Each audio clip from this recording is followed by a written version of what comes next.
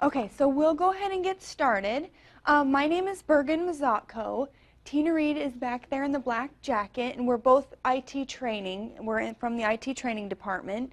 If you want to write our extension down at 1700, in case you have questions after the class or you just want to follow up with us, you can visit us across the hall. We're on the garden level here in room 19.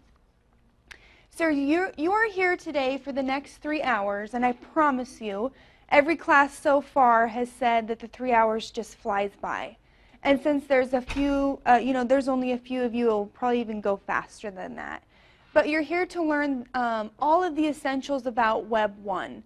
And it includes a lot more than just creating, editing, and publishing web content. This is the objectives for the day. As long as I do my job well, when you leave the room, you should feel comfortable with all 5 of these objectives. You should have a good understanding of the web content owner roles. A web content owner role is the same thing as basically your security access. So there's different levels of security access to here, and we call those web content owner roles. I'm going to give you a good breakdown of the various parts of a group landing page. So this is going to be a new term for you as well. A group landing page is the same thing as your home page. It's just a new term. And one of the first things that we do so that you feel comfortable throughout the entire class is that we show you how to successfully navigate and search for web pages in Web 1. And that also includes successfully not getting lost in Web 1. So if you're clicking around, I want to make sure that you know where home base is and that you can navigate and feel comfortable right up front. And then, of course, we're going to teach you how to create and edit Web 1 content pages. A content page is a web page. It's just a different term that we use here. And then, of course, we want to show you how to publish the content to get it out there onto the World Wide Web where everyone can see your web page creations. So a walkthrough of our journey today as I'm giving you the introduction now. I'm going to talk a little bit about some of the benefits of Web 1 and why it's good that we switch to Web 1 for our content management system. And you'll want to have a good overview of the roles and an understanding so that you can go back and in case you're part of a group that decides who gets access, you'll know what to give them. Yes, this is what we're going to cover today, all of this stuff.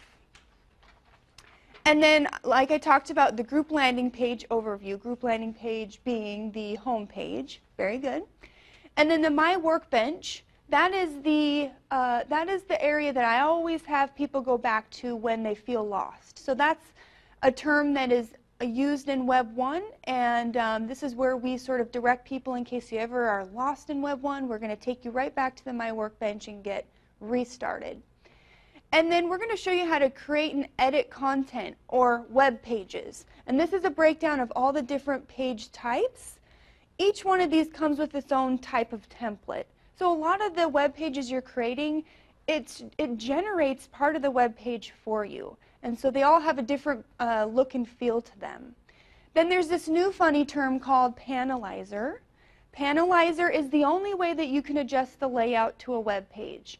And when I say the layout, I'm talking about going from a 1-column layout to a 2-column to a 3-column layout. So you have options in terms of a layout that you go to adjust using this Panelizer. And without any work behind the scenes whatsoever by you, Google Analytics is picking up information from these web pages that you're creating. So I'm going to talk about the reports that's generated for your group administrator and talk about how to maybe use those analytics to then kind of put perfect placement of information on top web pages and whatnot.